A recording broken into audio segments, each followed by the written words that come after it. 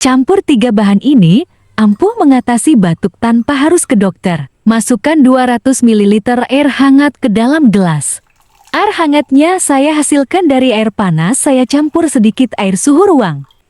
Masukkan 1 sendok makan madu. 1 sendok teh perasan jeruk nipis.